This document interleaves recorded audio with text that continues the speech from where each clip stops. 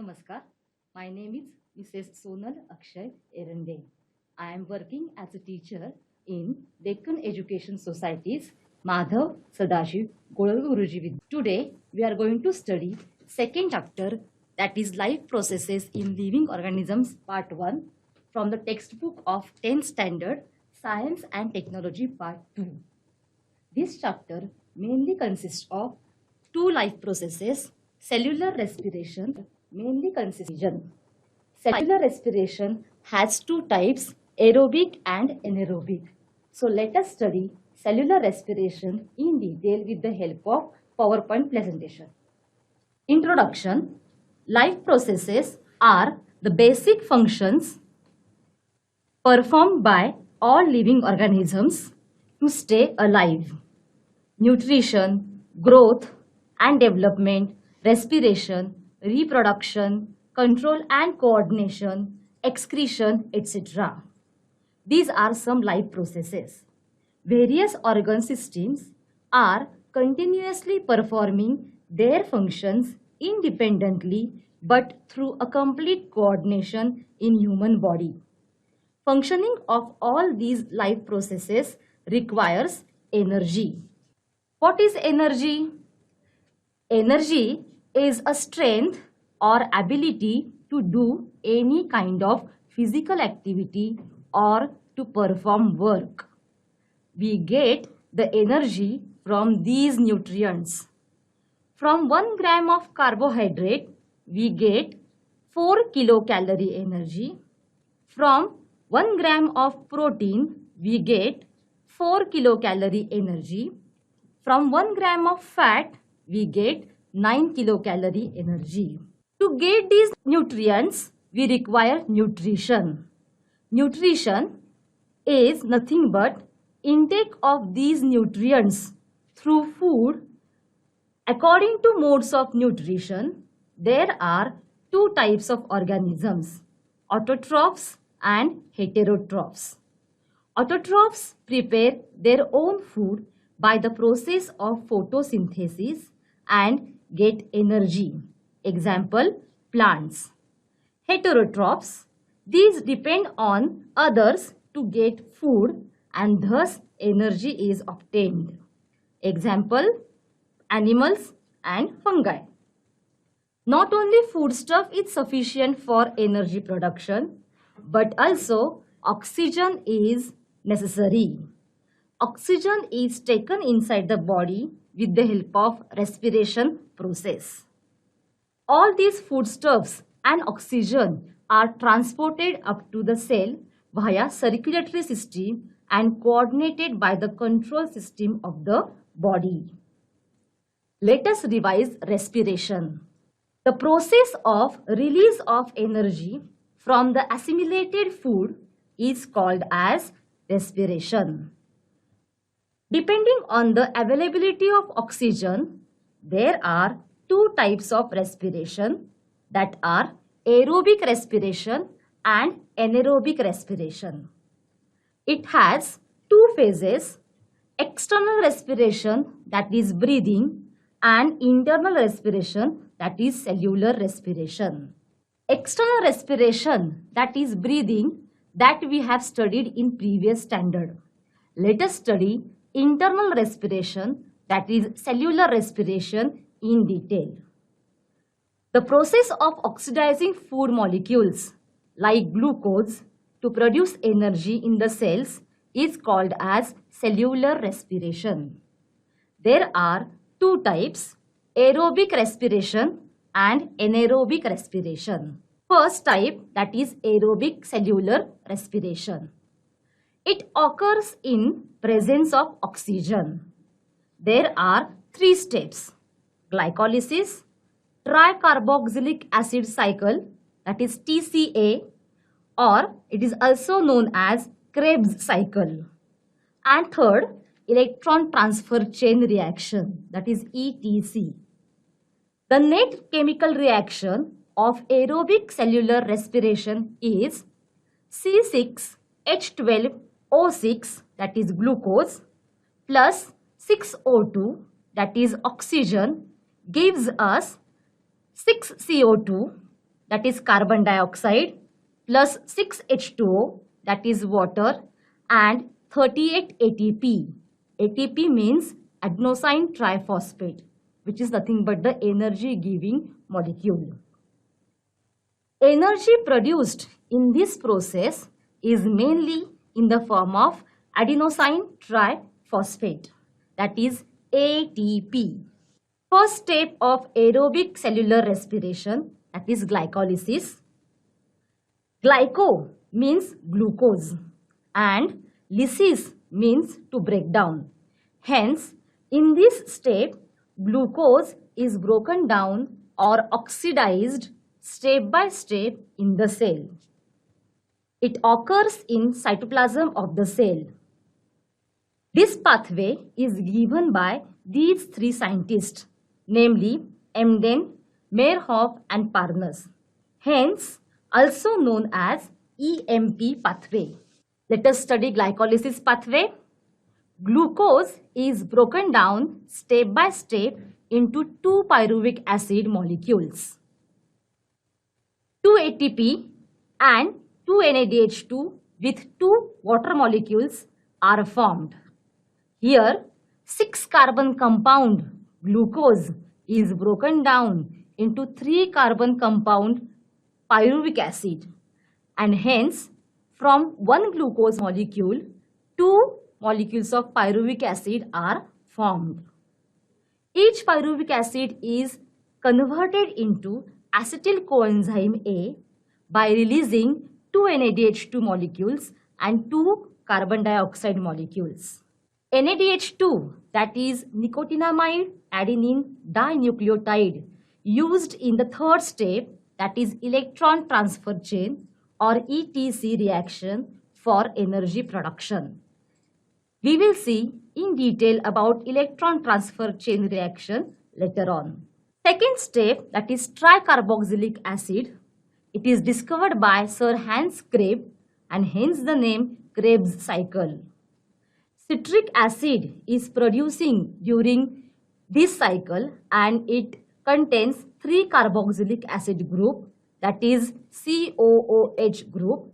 Hence, it is also called as citric acid or tricarboxylic acid cycle. It is aerobic process, hence oxygen requires. It occurs in matrix of mitochondria. Mitochondria is given in front of you. In the mitochondria, in the matrix of mitochondria, this second step is carried out. Acetyl part of acetyl coenzyme A is completely oxidized through this cyclic process, and at the end of each cycle, 1 ATP, 3 NADH2, 1 FADH2, that is flavin adenine dinucleotide, and 2 carbon dioxide molecules are formed. Again, these NADH2 and FADH2 molecules used in electron transfer chain reaction for energy production.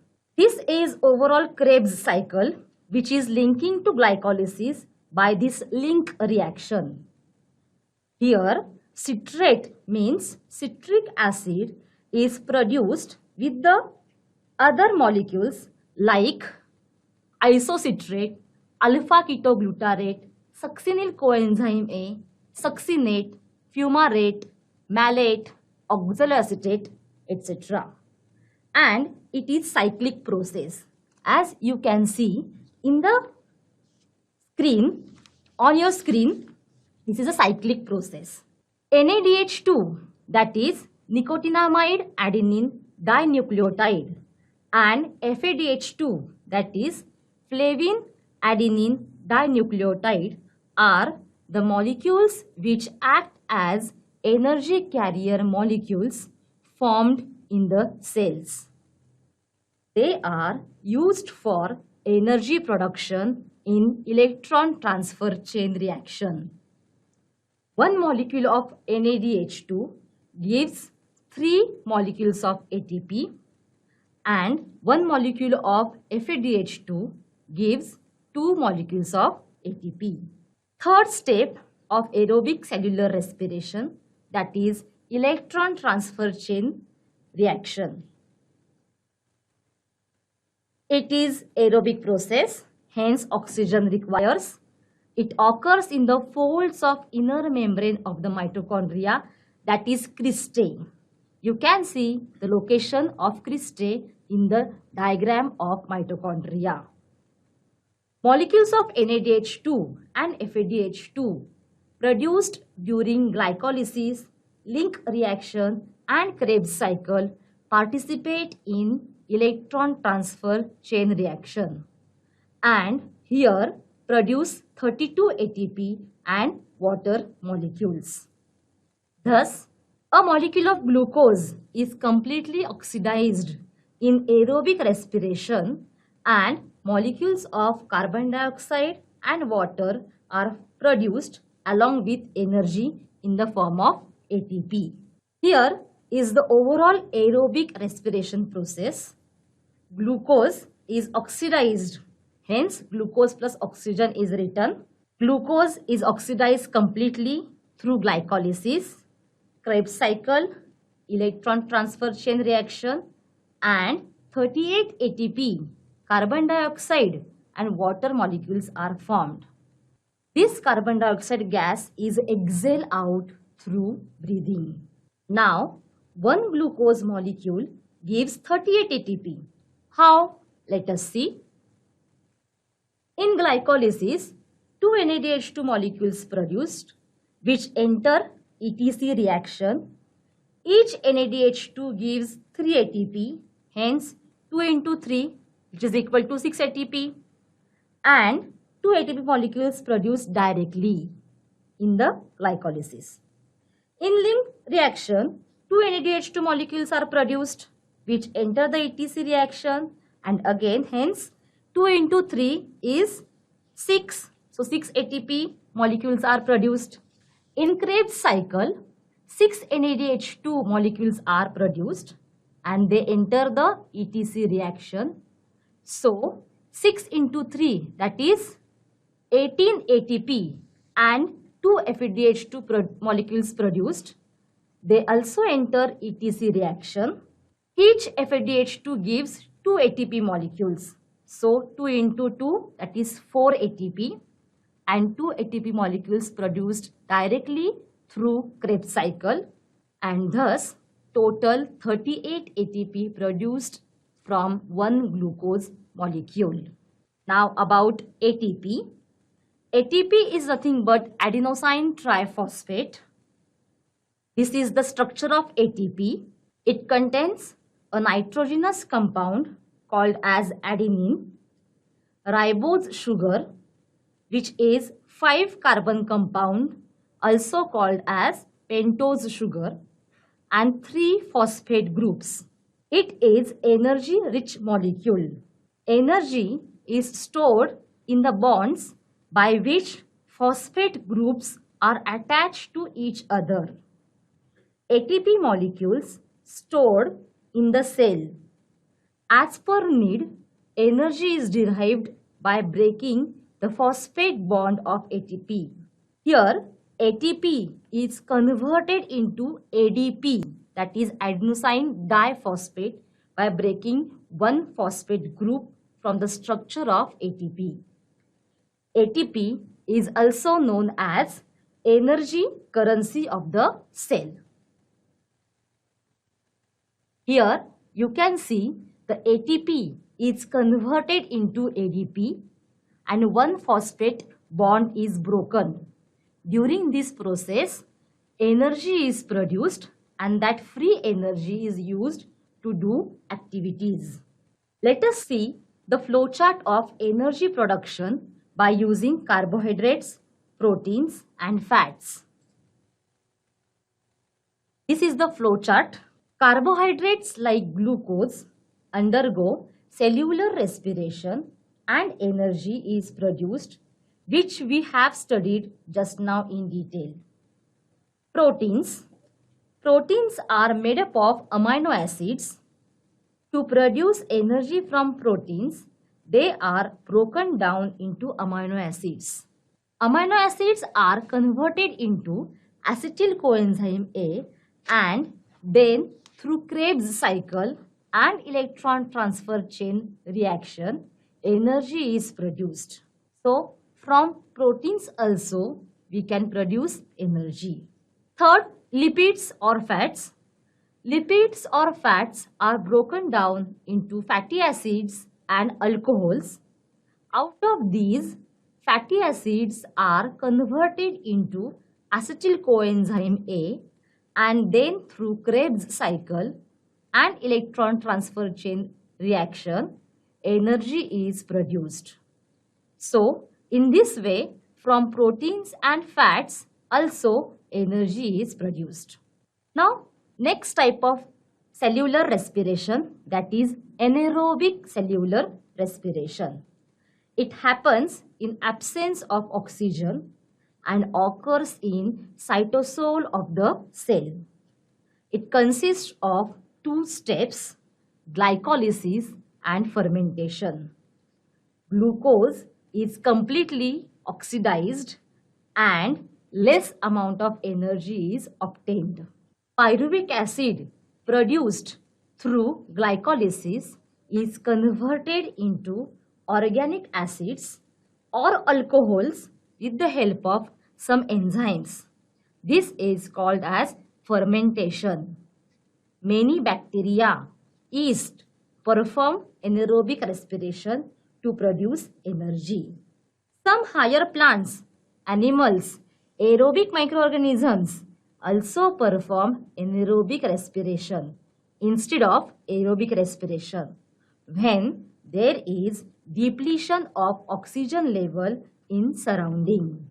Also, seeds perform anaerobic respiration if the soil is submerged under water during germination.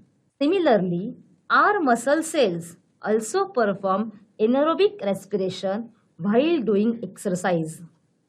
Due to this, less amount of energy is produced in our body and lactic acid accumulates, due to which we feel tired or sometimes cramps produced in muscles. This is overall anaerobic respiration. Glucose is converted to pyruvic acid by the process of glycolysis. Then pyruvic acid undergoes fermentation process to produce either lactic acid and energy, for example in muscle cells, or alcohol, carbon dioxide and energy, for example in yeast. Thus, anaerobic respiration is carried out and less amount of energy, that is 2 ATP molecules are formed. This is the overview of whole cellular respiration. Glucose to pyruvate is common to both types of respiration, that is aerobic and anaerobic. And after that, in presence of oxygen, pyruvic acid undergoes various chemical reactions to produce carbon dioxide, water and 38 ATP, while in lack of oxygen, lactic acid and energy, that is 2 ATP are produced. And in absence of oxygen, alcohol, carbon dioxide and 2 ATP molecules are produced. Next topic is energy from different food components like proteins, lipids, vitamins, water and fibers. So let us study these components, how they produce energy. First, proteins. Proteins are the macromolecules formed by bonding together many amino acids.